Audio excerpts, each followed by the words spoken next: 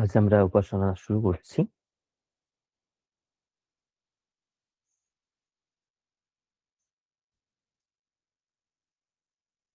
মেধা সূক্তম।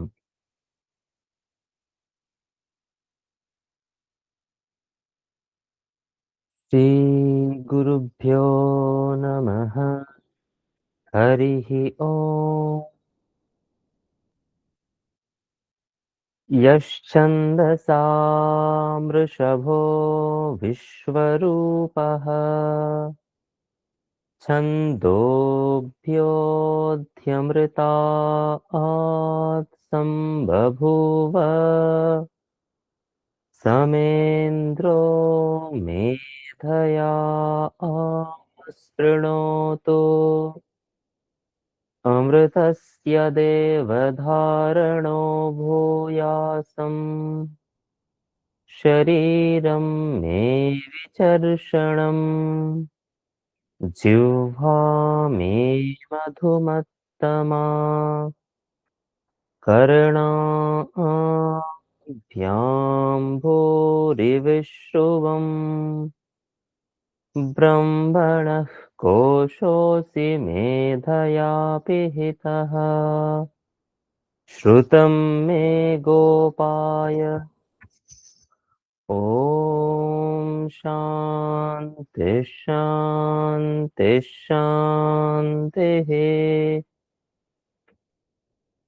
ॐ मेधा देवी जुषमाणा न आगाद्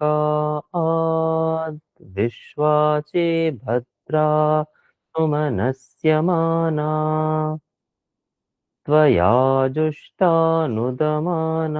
दुरुक्तान् बृहद्वदेम विदधे सुवीराः त्वया जुष्टऋषिर्भवति देवि त्वया ब्रह्मा गतश्रीरुतत्वया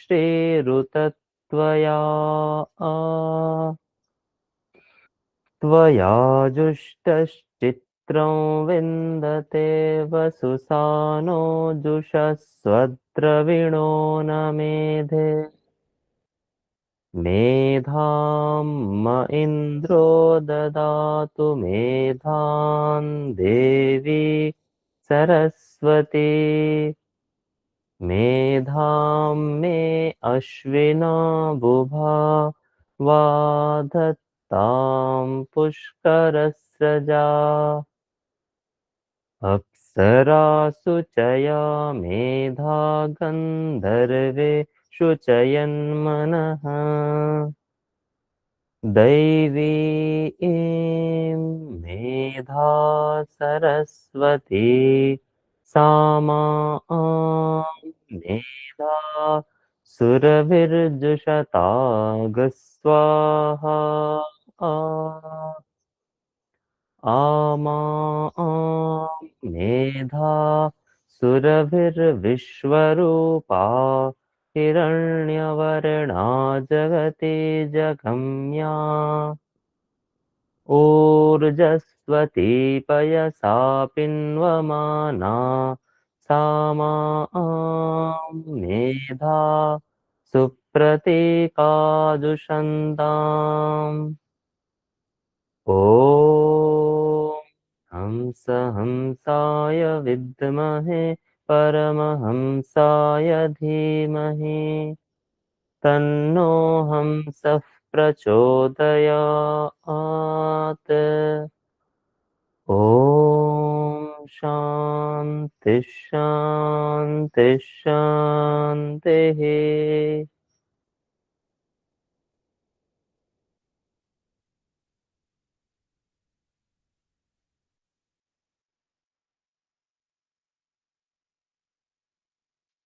শ্রীমদ্ ভগবদ গীতা পঞ্চম অধ্যায় 16 নম্বর শ্লোক থেকে।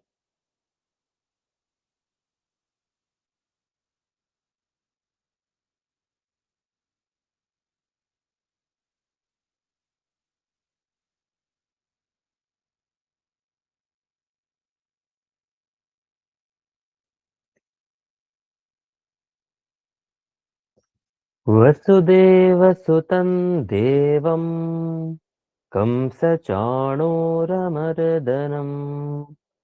देवकी परमानन्दम् कृष्णो वन्दे जगद्गुरुम्।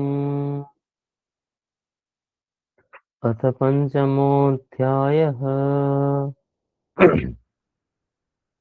ज्ञानेन तु तदज्ञानम् येषान्नाशितमात्मनः तेषामादित्यवज्ञानम् प्रकाशयति तत्परम् तद्बुद्धयस्तदात्मानः तन्निष्ठास्तत्परायणाः गच्छन्त्य पुनरावृत्तिम् ज्ञाननिर्धूतकल्मषाः विद्याविनयसम्पन्ने ब्राह्मणे गविहस्तिनि शुनि चैव श्वपाके च पण्डिताः समदर्शिनः इहैव तैर्जितः सर्गो येषां साम्ये स्थितं मनः निर्दोषं हि समं ब्रह्म तस्मात् ब्रह्मणि ते स्थिताः न प्रहृष्येत् प्रियं प्राप्य नो द्विजेत् प्राप्य चाप्रियम् स्थिरबुद्धिरसं मूढो ब्रह्मविद् ब्रह्मणि स्थितः बाह्यस्पर्शेष्वसक्तात्मा विन्दत्यात्मनि यत् सुखम् स ब्रह्मयोगयुक्तात्मा सुखमक्षयमश्नुते ये हि संस्पर्शजा भोगा दुःखयोनय एव ते आद्यन्तवन्तः कौन्तेय न तेषुरमते बुधः शक्नोति हैव यः सोढुम् प्राक्शरीरविमोक्षणात् कामक्रोधोद्भवं वेगं स युक्तः स सुखी नरः योऽन्तः सुखोऽन्तरारामः तथान्तर्ज्योतिरेव यः स योगी ब्रह्मनिर्वाणम् ब्रह्मभूतोऽधिगच्छति लभन्ते ब्रह्मनिर्वाणम् ऋषयः क्षीणकल्मषाः छिन्नद्वैधायतात्मानः सर्वभूतहिते रताः कामक्रोधवियुक्तानां यतीनां यतचेतसाम् अभितो ब्रह्मनिर्वाणम् वर्तते विदितात्मनाम् स्पर्शान् कृत्वा बहिर्बाह्यान् चक्षुश्चैवान्तरे भ्रुवोः प्राणापानौ समौ कृत्वा नासाभ्यन्तरचारिणौ यतेन्द्रियमनोबुद्धिः मुनिर्मोक्षपरायणः विगतेच्छाभयक्रोधो यः सदा मुक्त एव सः भोक्तारं यज्ञतपसां सर्वलोकमहेश्वरम् सुहृदं सर्वभूतानां ज्ञात्वा मां शान्तिमृच्छति ॐ तत्सदिति श्रीमद्भगवद्गीतासु उपनिषत्सु ब्रह्मविद्यायां योगशास्त्रे श्रीकृष्णार्जुनसंवादे सन्न्यासयोगो नाम पञ्चमोऽध्यायः।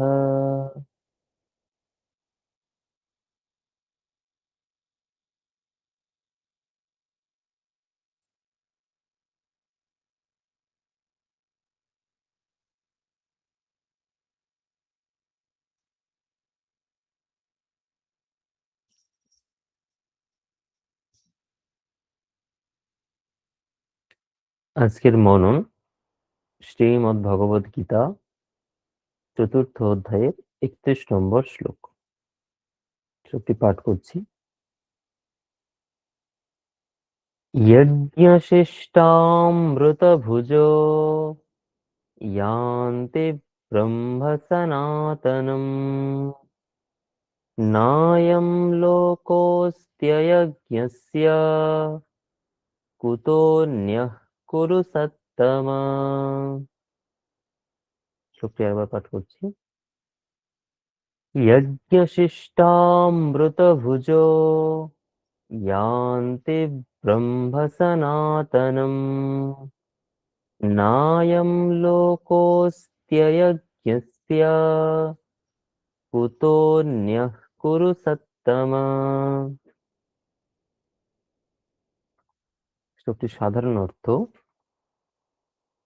হে কুরুশ্রেষ্ঠ অর্জুন, যজ্ঞাবশেষ অমৃত অনুভবকারী যোগীগণ সনাতন পরব্রহ্ম পরমাত্মাকে লাভ করেন, আর যারা যজ্ঞ করেন না তাদের ইহলোকও সুখদায়ক হয় না, পরলোক তো দূরের কথা।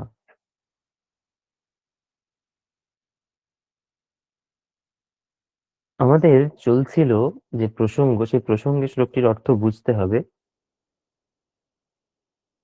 সমস্ত কিছুকে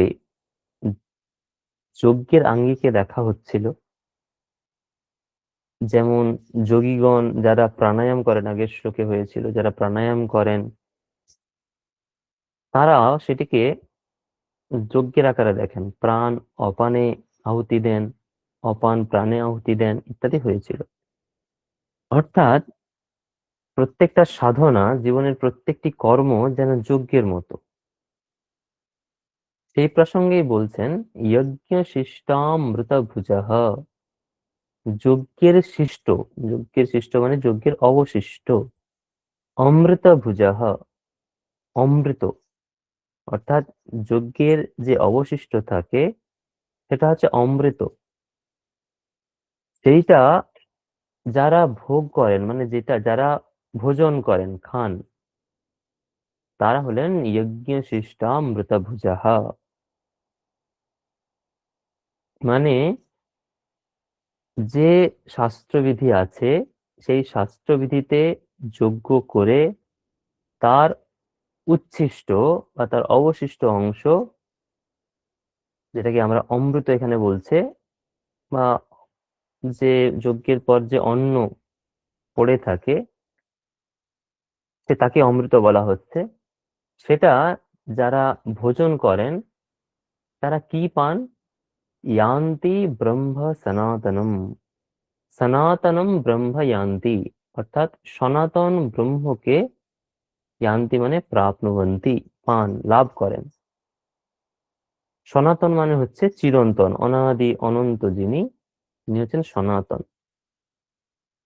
তাহলে যে যারা আসলে মুমুক্ষু, যারা মুক্তি পেতে চান, যাদের সমস্ত কিছু যজ্ঞের আঙ্গিকে যারা দেখেন, তারা যজ্ঞের পর যে অবশিষ্ট অমৃত থাকে তা ভোজন করেন এবং তারা সনাতন ব্রহ্মকে লাভ করেন।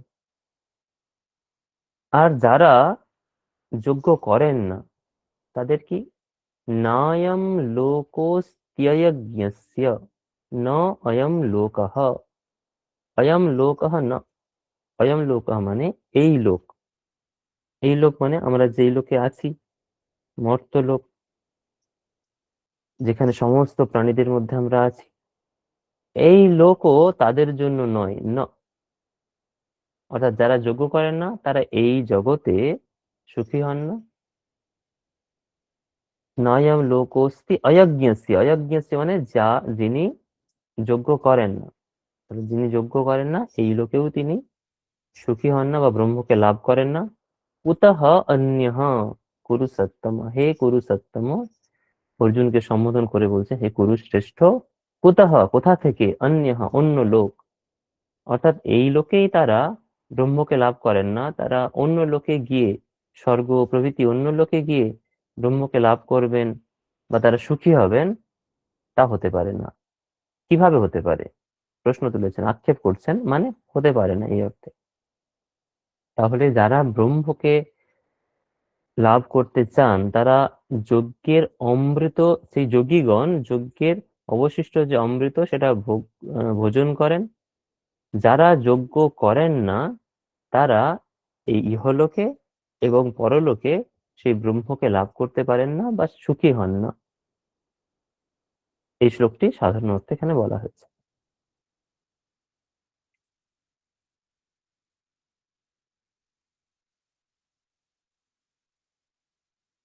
আমরা এখানেই আজকের মনন শেষ করছি, আজকের প্রার্থনা শেষ করছি।